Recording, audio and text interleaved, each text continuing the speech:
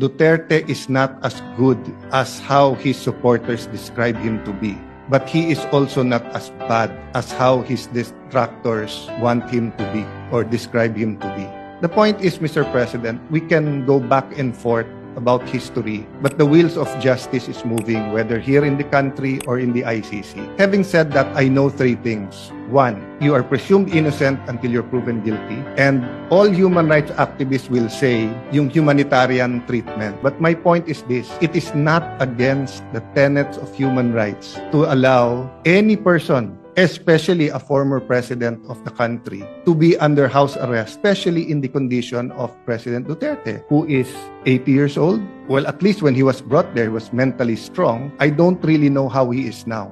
Can you imagine how President Duterte is coping now? So I'll oversimplify the resolution, and I know members of the Senate, especially the minority, will also speak. No? Ang appeal lang po is humanitarian treatment, and ang appeal po is that we do it as a country. So first step ang Senate, but I'll use this podium to appeal to Malacanang.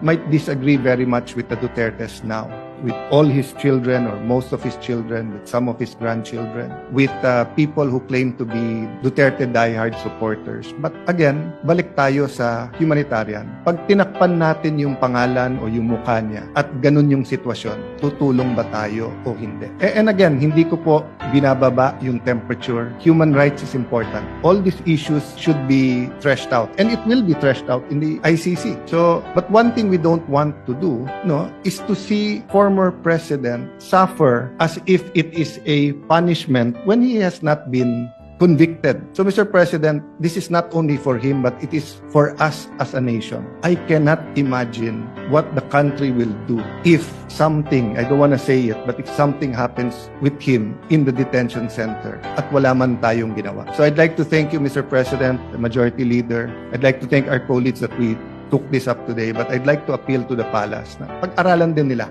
Just on the humanitarian, ang punto dito, he's a citizen of our country, he's 80 years old, he needs medical attention, he needs his family, he needs people to talk to. So thank you for this opportunity, Mr. President, and may I defer naman to the Majority Leader who will also sponsor this measure. Thank you, Mr. President.